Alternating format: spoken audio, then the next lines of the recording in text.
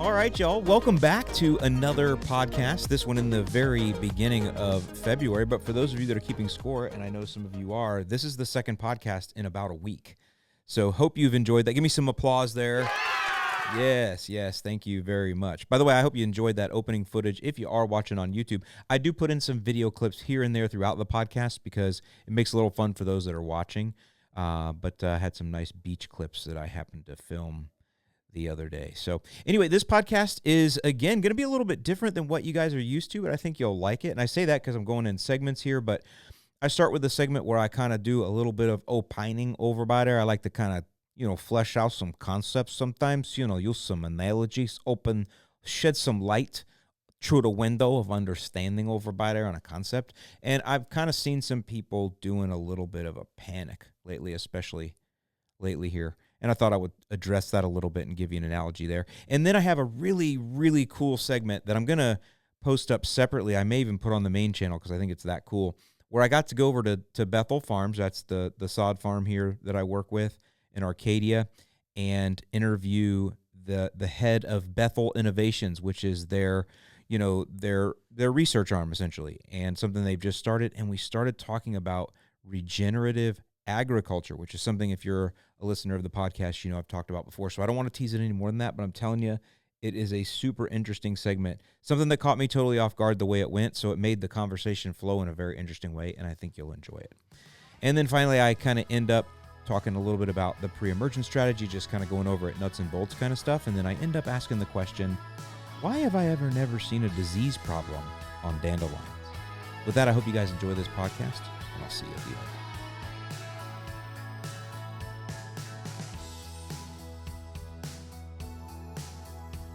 So there's this concept I've been exploring. Sometimes I get weird thoughts in my head or analogies of things that I want to share to see if it sheds light on a subject in a way that could create a discussion. I was thinking the other day, I'm like, people panic. It came up because of the cold weather, but we see this all during the year. People will tend to panic about things at different times of the year. Right now it's Florida, it's the cold. We've never gotten this cold in the last 40 years, somebody says, or something, right? We're below freezing for 33 minutes at midnight, and the whole world is going to come to an end. People are concerned. Now, it also could just be the way that people express themselves online, because most of this I see on Facebook. Some people just, they write emotionally online, and they don't see it that way because, it's different generations. It's a generational thing, possibly. But the long and the short of it is, it does seem like people panic over things, again, being the cold. Now, it'll also come all back around. Things come for full circle. People up north in the spring, they're going to see purple flowers on henbit. They're going to think it's Creeping Charlie, and they're going to panic when it's really going to die like a month later. By the way, that was my favorite customer to sell back when I worked for True Green, just so you guys know. We used to actually look at lawns, back before there was an internet and all of that kind of stuff and ways to measure lawns. You actually used to run leads, and so I would find a lawn about March or so when the snow was gone, and I would see henbit. Now, you can tell henbit versus Creeping Charlie, they both have that kind of scalloped leaf edge, so that's why people get them confused.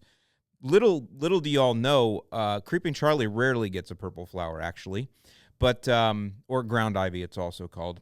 But they do look similar. The difference is henbit has an upright growth habit, and Creeping Charlie or ground ivy grows flat. The other thing I think people happen to see a lot is you'll see Creeping Charlie and Wild Violet growing together, and henbit, and so all of that blends together. But that was always my favorite customer to run across, because I was like, oh yeah, this person is going to have tons of weeds. We're going to come out, and they're all going to die naturally. If you're not aware of why that is, yeah, I was a liar. Scoundrel. Hain, you're such a scoundrel. But so the reason that is because henbit is a winter annual, so the seeds will germinate in the late summer towards the fall, and it'll start to grow in the lawn, and then it overwinters, and then in the spring it rages, flowers, drops seeds, dies. I don't know what the temperature range is, but it doesn't like it real warm. So I'm thinking once you get a day or two over 80 degrees outside, I'm thinking the henbit kind of drops seeds and backs off. So what was I on? What else was I talking about? Oh, the concept of caring about your lawn too much. So yeah, panicking. People will panic over Poa annua. People will panic over any brown spot, anything they think is a disease. Oh my gosh, I got to throw down disease X. And I'm probably partly to blame for the fact that I think people do run to the disease control too fast. Not that I've told people to do a bunch of disease, but I've done a lot of education on it. When you tend to talk about something a lot, people do tend to put more importance on it. But the long and the short of it is, I wonder if we should go back to a different look at our lawns overall and stop the panic. And I'll stop using the word panic because I don't think people are actually panicking, but stop being concerned over every little thing. I raised boys, and I was definitely not concerned over every little thing. And in fact, as they were growing up, I wanted them to experience some bumps and bruises and scrapes and getting stitches, having a fat lip. I wanted them to experience those things. It's good for them. Lets you understand, hey, I'm tougher than I think I am. And then the next time it happens, you get through it better. Maybe it doesn't even faze you, right? You want that lawn to do the same thing. Sometimes it needs a little thinning. Sometimes it needs to be put in check by a disease. Especially with St. Augustine grass, it gets so thick. It can get so matted and thick and dense that sometimes a disease can actually be a good thing. It can thin it out for you. And I guess that's mainly who I'm talking to here, are warm season folks. Cool season folks, to a degree, your lawn can also withstand a lot more, but it doesn't have the ability to self-repair that the warm season turfs do. I should say Kentucky bluegrass, yes, but not to the degree, not to the strength, not to the speed, and not to the success level that the warm season grasses do. That's not a cut on you. You just don't have to. You guys have winter in between as bookends to kind of reset things for you, so you don't need grass that can compete in that manner. Down here, the growing season is long, and where I'm at, it's year-round, so our grass is always under threat. The jungle is always trying to retake the land. Here, it's the scrub palmettos always trying to retake the land. Anybody that lives here in this part of Florida, well, anywhere in South Florida, but Southwest Florida especially, we have a lot of those scrub palmettos here, and if you have land that sits for a long time, they'll start getting palmettos on it. It's kind of cool. So that's what we're always trying to do. Our grass is literally competing against that stuff. So our grass can repair. Well, it has that nature, that ability. The reason that you don't like walking on St. Augustine grass, right, is because it's tough, it's rough under your feet. Well, that same thing that you don't like now becomes a positive when it comes to being concerned that we got too much of a cold snap this last night, and I'm worried my grass is going to be hurt. No, it's going to be fine. It's almost like, how about this? Some of the ways that people treat dogs. Now, I'm not a dog person. I'm a cat person. So our cats were indoor cats. They were babied. They were loved, all of that kind of stuff. I don't understand how people raise dogs necessarily because I've never done it, but I know there are all kinds of degrees of how people care for their dogs. Everything from someone that leaves their dog outside all the time, 24/7, to the person that's all the way up to the person that has their dog in a stroller over at the River Roo when they're getting their dance and their drink on. The dog is over by the table in a stroller. No lie. Downtown St. Pete, dog, stroller, heaven down there. I don't get this. I don't necessarily know that most of you that are listening would agree with either extreme. I'm not a dog person. Is it okay to leave a dog outside 24/7 all the time? I don't know. Does it have to have a dog house? What's the dimensions? I'm sure there's rules now for this in the world as to how you have to treat your dog, especially if you're somebody that's on YouTube or Instagram, right? I don't know those rules because you can probably tell we don't have pets in my house. I have some new plants, but that's another story. But there are those different extremes, right? Now, I'm not saying to treat your lawn as the dog in the stroller or as the leave it out back and let it alone. I'm saying somewhere in the middle is probably a good idea. Make sense? That was a little bit of a... I don't know where I really went with that, except to stop being so concerned about your lawn all the time. And sometimes just let things take their course and see what happens. Now, back to the raising children or raising dogs idea, you might let them experience some things, go through some pain. You might want them to have to go through that. But you know what you always do? You always keep them well fed. You always make sure they have food and water, right? You always make sure that they're clean or trimmed, haircuts, right? You don't let your kids go around shaggy. And so I would say our job is the same for the lawn. We're not leaving it out there to fend for itself like a stray dog. We're not throwing it out to the wolves or to the coyotes. We're at least giving it a fence and an air-conditioned doghouse, but we want to give it the basics that it needs to survive. We want to leave that dish of food out. So there you go. There's sometimes the ways I like to develop a topic. Sometimes I get way too serious about what we do, but I love it, and this is how I make my living, so it's fun to explore it in different ways. I'll be interested to see if any of you even care about this, or if you want to expand on it in any other way. I'd be happy to see what you have to say in the comments. Mostly on YouTube is the place to be able to do that feedback, or you can hit me on Twitter at Alan Paul, ALLYNPAUL, or just search Lawn Care Nut Twitter. I'll come up, you'll see me there.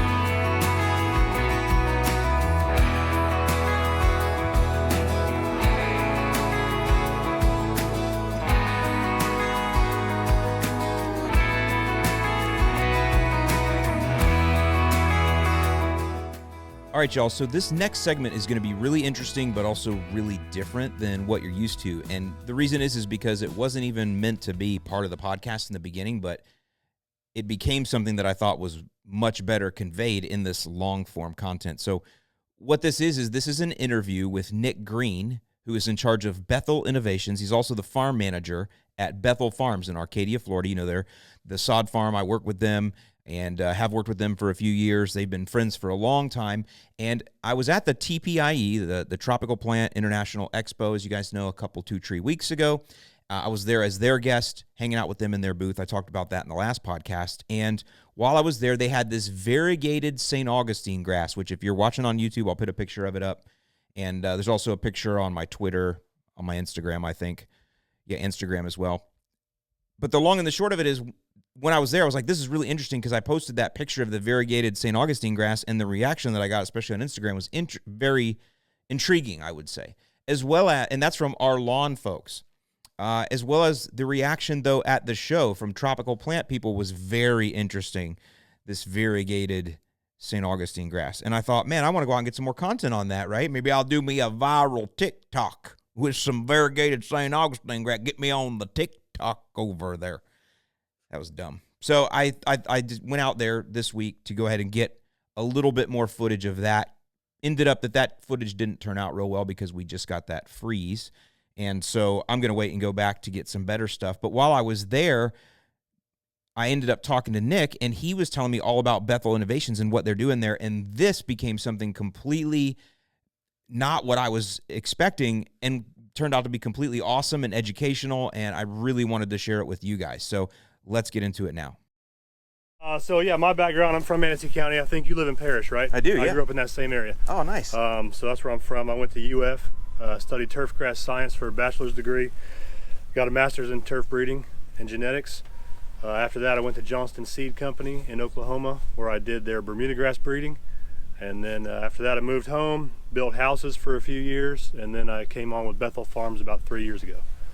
Awesome. So I'm in charge of the production here on this farm and the newly started Bethel Innovations. So that's going to be breeding, production research, new chemicals, some interesting brand new ways to kind of grow the sod crop, what I call sustainable sod. So we got a lot going on. Okay, so I want to interrupt right here just real quick, because you heard Nick mention the word sustainable sod, and I want to give a little bit of context here. That goes into, and we're going to start talking about here, you'll see what is known as regenerative agriculture. And if you guys remember, I talked last year about a Netflix documentary called Kiss the Ground. It's narrated by Woody Harrelson, and actually John Perry and I did an episode of this podcast where we talked about it. And it mentions a lot of that. And that Netflix documentary got me thinking about a lot of things. It kind of got me to mull on some things, and still does. And so it was very interesting when I was out here at Bethel Innovations, and now Nick is starting to talk about how they are using those concepts with sod production. Now let me explain something, and you're going to see it takes me a minute to realize what he's saying, because I wasn't expecting this conversation to go where it did. But when we harvest sod here in Florida, we leave what are called ribbons.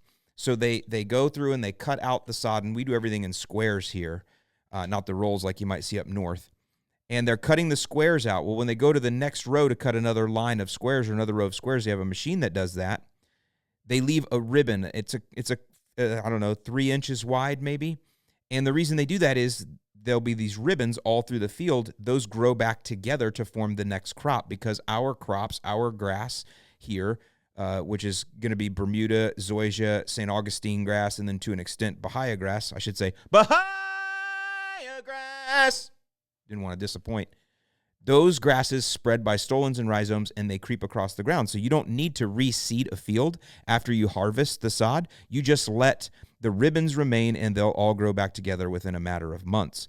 Now, that is something that I need you to picture as he starts to describe this form of sustainable sod production. Yeah. And then also the green strip over there is part of the sustainable sod program I'm trying to run, kind of a carbon sequestration, soil building, regenerative agriculture, sustainable, as opposed to just a more intensive agriculture. So trying to get the soil biology back up, soil organic matter back up, gain the benefits of cover crops, reduce NP and K inorganic inputs, and just kind of grow a more sustainable, environmentally friendly, cheaper, less production cost system. So that's actually a really cool thing we're working on now. So the idea is, instead of having to use synthetic NPK 3-4 times a year, whatever you're doing, you're just going to use what's already in the soil and keep building the soil, so you have less inputs. Correct. Yep. We're looking for about a 50% reduction in the NP and K, the inorganic fertilizer. But no loss in grow time, because that's part of the idea, right? Yeah. We 2 stipulations: can't take any longer to grow it, and it still has to be the Bethel quality. So we can't slack on those 2 components. So what are you doing to improve the soil? Are you chopping and dropping something? I mean, cover crops to start with are going to do a lot of things for the soil. Keeping a living root in the soil, right, 12 months a year is the key to this kind of program, that regenerative ag. When we harvest and we just have ribbons, we're at 96% fallow. Right. And just so there are no living roots. You're prone to all kinds of overheating of the soil, poor water holding characteristics. The fertilizer you do throw down will not get taken up if there's nothing there to take it up. It has only one way to go, and that's down or washing off the top. But that's going to capture a lot of those nutrients, put them back into the soil. We get some soil compaction because we can't work the ground most of the time between sod crops. So that soil compaction just builds and builds and builds. So we get things like radishes that are going to go down and have a high capability to break through a high PSI soil. So they can reach down and break that up, bring those nutrients from the hard pan back up to the crop, create channels for water infiltration, a lot of things. So are you planting in between the ribbons? Is that the idea? Yeah. Directly behind ribbons. We try to get the cover crop out. So while it's growing in, you got something else in there. Correct. And then at some certain time you yank that out and Correct. Has that ever been thought of before? Ever? I think it might be the first time ever.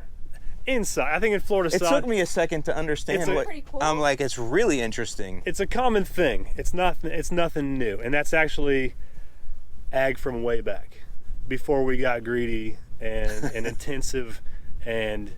But we blame corn for that and soybeans, but you know what I'm saying, right? All agriculture can be run in a number of ways. Yeah. But in Florida sod, I have not heard of anybody doing it. So like I said, it took me a minute to get it, but then once I did, I was like, wow, this is really interesting. You're literally going to be planting other crops in between those ribbons, and while the ribbons are growing back together, those crops are growing, and they're keeping a living root in the soil, which again helps the soil to remain healthy. Nothing is, or not as much, is escaping. It's reducing compaction, all the things that he's talking about there. But just at the right time, you got to get that crop out of there. Either you mow it out, you spray it out. He talked about bringing goats in to pull it out, and then the sod crop grows back together, and bam, you're out of there. That is really cool. So 3 different ways to destruct that. Well, 4 maybe. You could. That's a cool season crop. We could just let that go. When it heats up, it's gone anyway. It's going to check out. We start mowing it, knock it down, checks out. You might have some lingering growth in there that might be a problem, but some herbicide cleanup at the end is nothing. It's not an extra step. We're going to keep the fields clean towards the end, anyways. So you can just naturally let them check out and mow them. We're going to do some actual just mowing to knock them down. We're also going to do chemical application, and then I want to get some goats out here and just See what they do. close off a 40 by 40 block and put some goats on there. They really help break down that material. Runs through their gut, you get that breakdown process, and then the manure goes right back in.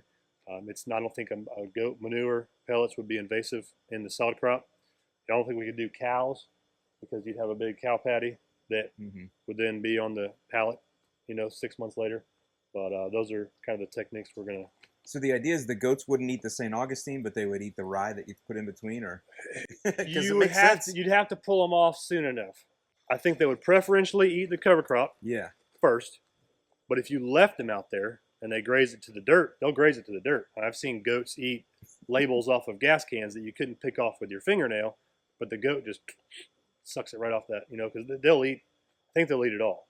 But yeah, you'd have to just pull them off at the right time.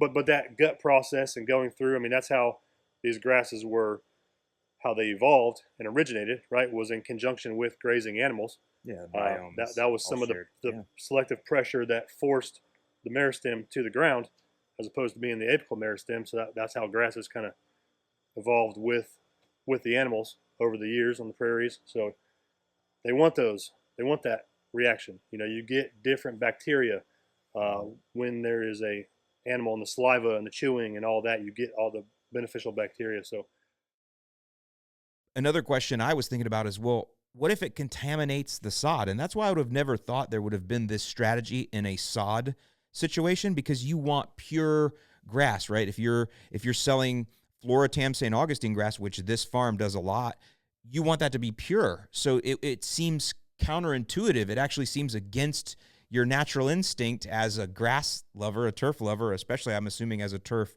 grower. It must be against your natural instinct to put anything foreign into that soil, even if it's an annual crop that's going to die as soon as the temps get over 85 and humid, or whatever it is. Even if you have a reliable, low input that you can spray it out with, even if you can mow it out, whatever, if you bring in goats. It's cool, but it's also scary, right? And so that's why I could never picture this. And of course, this has been done for years and years and years in other crops, but it took me a minute to get it there when it came to sod production. All right, y'all, so that concludes the first segment of the conversation that I had with Nick Green out at Bethel Innovations. I hope that was interesting to you. It was super interesting to me. I actually have a couple other segments that I think I can get from our conversation, because we talked a little bit about their breeding program that they're going into, as well as some tests that they're doing with some other soil amendments and things like that. So I'm going to try to go ahead and do the same style there, where I kind of take our conversation, chop it up, add a little bit of context in between, and see if we can't get some good information out there, because I think this is really interesting, and it's definitely interesting to me, and something I enjoy doing back research on once I've left. I've got all kinds of different terminology like apical meristem that I've been doing research on and learning more about the grass plant, the way it grows, so I can understand a little bit more about what they're doing out there, because I think it's, like I said, really cool. So hope you guys enjoyed this segment. Leave me a little bit of feedback and let me know.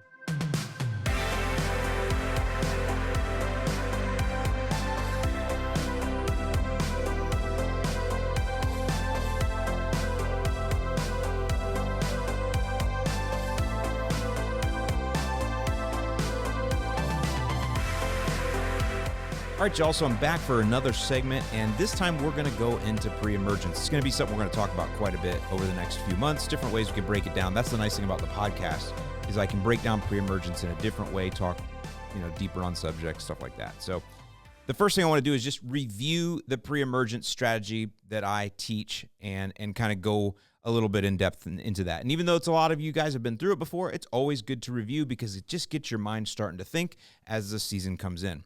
So I actually talk about what is called a split application strategy. And what that means is, for pre-emergence, again, a pre-emergent is a herbicide you put down prior to weeds germinating. Pre-emergent.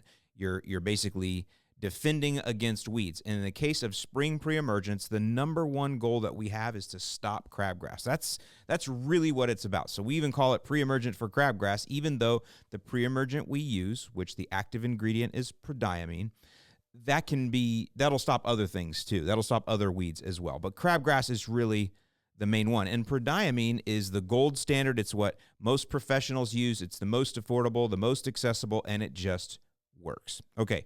With that, then, we put down 2 applications of that product in the spring. Now, some of you are going to choose to use, and I have some notes here if you see me looking down. Some of you guys are going to choose to use the granular product, which is what most people do because it's just the easiest. It's what we all understand. It's the lowest barrier to entry because you just literally need a spreader in the bag, and that's it, and you can go. And that granular product that we have, that goes down at 3 pounds per 1,000 square feet. And again, that's 3 pounds of the actual product per 1,000 square feet. So if you have a 10,000 square foot lawn, you're going to need 30 pounds of product for each application. Now, so there's 2 in the spring that we're going to do. Now, you might also want to do liquid. If you're going to do liquid, then we have what's called a WDG formula, which stands for water dispersible granule. Basically, it creates a suspension, and the way you're going to understand that is you get to spray it as liquid. So you mix it into a pump sprayer, battery sprayer, I recommend, and you put that in there. You mix it all up. Each gallon of product covers 1,000 square feet, and the rate is 5.2 grams. So of the WDG, it looks like a powder. It's 5.2 grams per gallon of water, and that 1 gallon of spray mix covers 1,000 square feet. So if you had a 10,000 square foot lawn, you're going to need, I don't know, whatever 5.2 times 10 is. I always get in trouble when I do head math. So 5.2 grams times the 10,000 square feet. So 52 grams that you would need of that. So that's the basic strategy or the basic products that you could choose from, or the different methods. All kind of blog posts I've written on that and stuff. Now, the strategy behind when you apply these 2 applications in the spring. The strategy that I use is based on soil temperatures. There are lots of other ways to do it, including looking at signs in nature. We've talked about when the forsythia bloom is one way to do it. If you're up north, I'm not sure what the equivalent would be down south. I don't even want to speculate. I'm sure I've looked it up before. But the long and the short of it is you can use nature signals, and or you can just use an actual thermometer, and you can dip that in the ground at 3 inches down and see what the soil temperature is. There's websites you can use. Obviously, we've always used the Greencast tool, we called it, Greencast Online. That's a website you can go and type in different areas where you live and dates and stuff and see soil temp. But what I've done is put it into an app for you. So basically, you just pull out your phone, which I should have mine here to show on the podcast. But basically, you pull it out, and the soil temperature appears right on your screen. And that is the 24-hour average soil temperature for your home address. Unless you didn't put in your home address, because you don't have to. You can actually just put in your zip code. Then it'll give you the average for your zip code. But that's the idea, right, is those soil temperatures. Now, now that you know how to track the soil temps, and the app is called Yard Mastery. A lot of folks have the app just for that. They don't even really use it for anything else. They don't use it for the journal. They don't use it for the fertilizer calculator. They don't use it for, our suggested applications or any of that, our program. They use it just so they know what the soil temp is. That's fine. You can do that. But the idea being, now that you know when the soil temps are, now you're like, okay, well, when do I throw down the app? So there's 2 apps in the spring. Each one of those apps, I don't know if I told you, is going to give you about 3 months of pre-emergence protection. So if you're using the granular, it's 3 pounds per 1,000. That gives you 3 months of control. Or if you're using the WDG liquid, then it is 5.2 grams per 1,000, and again, 3 months of protection. But we need more than that because the germination of crabgrass happens all throughout the spring, even into the summer. So we need more than just 3 months of protection. That's why we do 2 applications, split up. And the first one we do is as soil temperatures are crossing 50, heading to 55 degrees. Again, I told you all the different ways that you can track that. I like using the manual thermometer. The problem there is it's not the same soil. The soil temperature will fluctuate between the middle of the night and the middle of the day, for example. So you go on a 24-hour average just to kind of get yourself in the ballpark. That's what the app does for you. And also the websites do that. But the idea is once you're crossing 50 and heading to 55, that's when your first application goes down, 3 pounds per 1,000. The second application goes down a few weeks later or as soil temperatures cross 60 heading to 65. So that's your 2 milestones, I call them, soil temperature milestones in the spring. Soil temps cross 50 heading to 55, bam, app number 1. Second application, soil temperatures crossing 65 heading to 70, that's your second application. So those are the 2. 50 to 55, 65 over to 70, somewhere in that range. Now, do you have to hit it perfect? No, and you might even hear me misspeak. Sometimes I'll use the calculator or the numbers wrong. I'll say, heading to 50, crossing 55, or I might say heading to 60, crossing 65. I get it. I say this all the time and in different ways. The long and the short of it is it's that window. right around 55, right around 65, 70, all in that window there. That is when crabgrass is germinating, between that 50 to 55 all the way up to that 65 to 70. That's the window. And you want to get your 2 applications down in that window. You want to get your first one down at the very beginning or before that window, and the second one down during that window. That's kind of how the strategy works. You're not going to always hit it perfect, though, and I don't want you to panic if you don't. Sometimes what will happen is you'll be late for whatever reason. Maybe you have a business trip. Maybe kids have baseball. Maybe you get busy with whatever. I don't know. All kind of things happen, and you don't get it down. That's okay. That's why it's a window. Just get the applications down in that window. Think about professional companies that are out on the road, right? They know the exact right time to start, but they have thousands and thousands of customers to get to. And some of those customers get their application at the first week that they start, some the second week, some the third. But the professional companies all have very good luck with crabgrass. And that is because it's a window. The other thing to realize is that not all crabgrass seeds germinate at exactly the same time. It's not like this is such perfect science that they all go, okay, that's it. Soil temperatures are crossing 55. Bam, let's all germinate. No, because some are 4 inches down in the soil profile. Some are further higher up in the soil profile. You know, there's moisture differences. The soil is different. The conditions are different, shade versus sun in different places. So there's a lot of area, a gray area there. And so it's really kind of impossible to hit it perfect. So that's why you just want to be in the window, in the ballpark. Think of it like a field goal. You don't have to hit a field goal by splitting the uprights perfectly in half. You can hit the field goal by hitting far to the left or far to the right. You still get the same 3 points. Now, the other thing to think about over time is that crabgrass does reduce. And I don't talk enough about this. I think I mentioned it a few times last year, but you know, if you think about it, crabgrass reproduces by seeds. It's an annual, right? And so that annual germinates in the spring, it grows all summer, it rages into the fall, pushes out seeds. Sometime around the fall, when it starts getting cold, it drops its seeds and it dies. That plant dies, leaves a hole.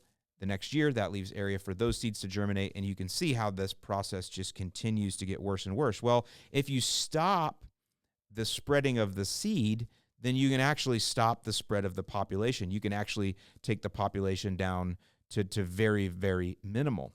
And so it doesn't take but a couple of years for that to happen, because I don't know the exact science behind crabgrass seeds and how long they can sit in the lawn. I've heard people say they can sit in the lawn up to 10 years dormant. I don't know anything about that. Somebody can tell me if there's truth behind that. But for sure, they can sit dormant for a few years, a couple, 2 or 3 years. And if that happens, you got to think about it. If you can prevent the majority of crabgrass plants in your lawn by using prodiamine pre-emergent for 2 years in a row, you will have reduced the amount of seeds by a very large percentage. I probably somebody's done studies on this exactly. I don't know if it's done in test plots or if it's done in real home lawns, because I always have a little suspect about test plots, but because there's not real world condition. But the long and the short of it is, just from me seeing and from me working with customers in cool season lawns on the south side of Chicago for many, many years, and understanding this lawn's been on our program for 3 years. This one's been on the lawn. We had some in Chicago for 28 years. Those were always fun. This one's their old original Kim Lawn customers, or this person's been on 6 months. This is their first year. So I can look at different times of the year, and I did when I'd be out on routes and running service calls and things like that. Those are the types of detective work that I would do for customers. I'd be like, all right, how long has this customer been on the service? How many applications have they had this year? What was the timing of those applications? Especially, this is, again, when I'm trying to diagnose like a crabgrass problem in the lawn, like how can I help this customer so that it doesn't continue this way? You know, sometimes they would get their first application and then they wouldn't pay their bill. You got to pay your bill within 30 days or the account goes on financial hold. And so if that happened, we wouldn't go out and spray the next application until they paid. Well, if they didn't pay for 60 days, they had 60 days in between their apps. That can affect things. So I would look at that. I would also look at conditions of the property. I would also look at other lawns around. What do they look like? Do they all have similar problems or no? Are there other lawns in this neighborhood that we treat? What do those look like? How long have those been on the service? And what do their lawns look like? All these things. And you can do this same kind of detective work too. And that's why I recommend you use a lawn journal, upload photos. You know, when you have a really bad year of crabgrass, take a bunch of pictures, upload them in your lawn journal in the app. And then the next year, pay a little extra attention to that area.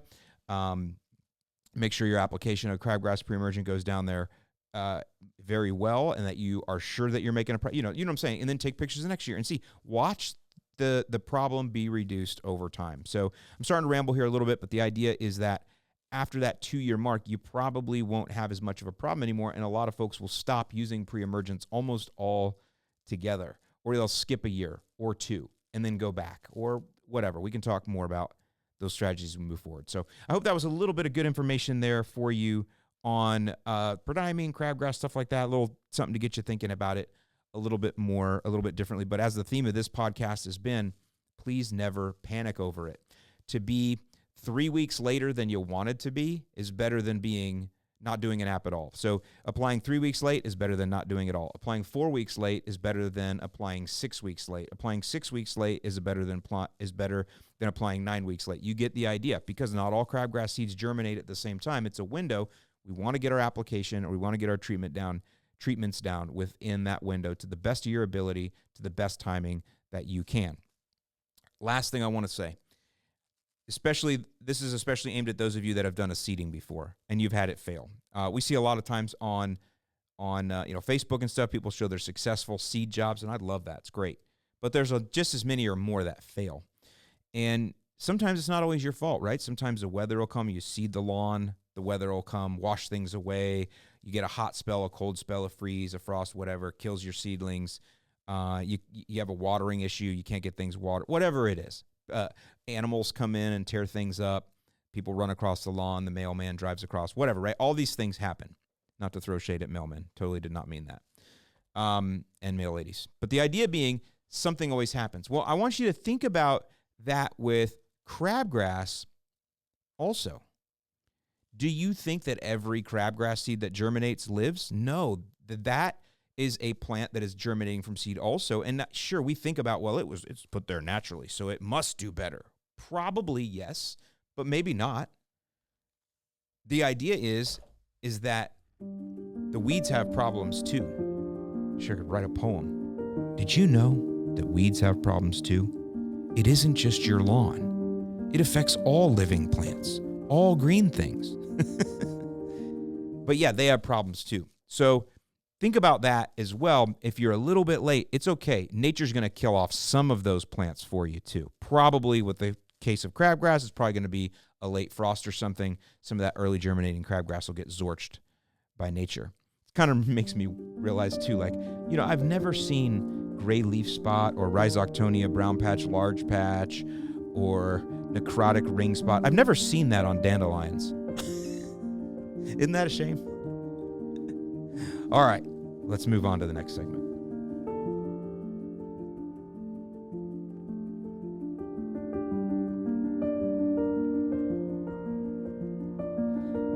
So you tell me, have you ever seen disease on a dandelion? And if you have, please tweet me a picture, because I would love to celebrate a diseased dandelion. I'll end this with a story this week. I used to do something for my reps when I was at True Green, and I'm talking mostly when I was in sales. And we would always celebrate when the dandelions came, because dandelions were gold, right? Dandelions meant the phones were going to ring. Dandelions meant all the people telling us we're not interested, or telling us they do it themselves. All of a sudden, a sea of dandelion hits, usually right around Derby Day, first Saturday of May, typically, or the week before that. And that's usually when the big flush of dandelions come, and that's the gold rush for us. That's when we made all our commission. So I would always want to hype that up. We'd say, get the fire in your belly. Well, it was really, we want them dandelions here, man. Come on, bro. Come on, Mr. Sun. Let's get those dandelions going, son. And so, so we would get excited about that. But what I would do is I would challenge the guys. The first person who could bring me, now we had door-to-door salesmen, but we also had, this was later on, but even in the early years, we had guys that would go out and run leads. So they were actually out on lawns. And so I would say any of the outside reps, we had outside and inside reps couldn't play. Sorry, second-class citizens. But the outside reps, anybody, the first person that brings me a dandelion flowered, fully flowered and opened, that person would get a $25 spiff. That's what we called it. And we just put $25 extra on their check right from True Green. Slush fund. And boy, that became a fun contest, to where one year a guy named Jeremiah Higgins stopped in the middle of 294, the toll road, over there, somewhere above Midlothian, I believe. You know. Anyway, because the way that it's a highway, it's a toll road, so it heats up, right? It's all concrete, so it heats up, and it's always under construction. So cars are always going slow, so that means the exhaust is heating everything up all the time too. So this is a very hot highway, and you have to pay to drive on it, which is always a wonderful thing. But a dandelion had germinated in the middle of 294, like out through a crack, and Brohammer jumped out of his car on the way to work or sitting in traffic or something and picked this and brought it. And so he brought a flowered dandelion in like the middle of February in Chicagoland. All for that $25, risked his life. So I guess we all do what we got to do sometimes. So I hope you guys have enjoyed this podcast, and I plan to bring you another one. I like doing the segments this way, and I like giving you some fun little video throughout, again, if you're on YouTube. And yeah, so I hope you guys have a great week. I hope wherever you are, the sun is shining on you. That's what I always say on Instagram. And I'll see you in the lawn.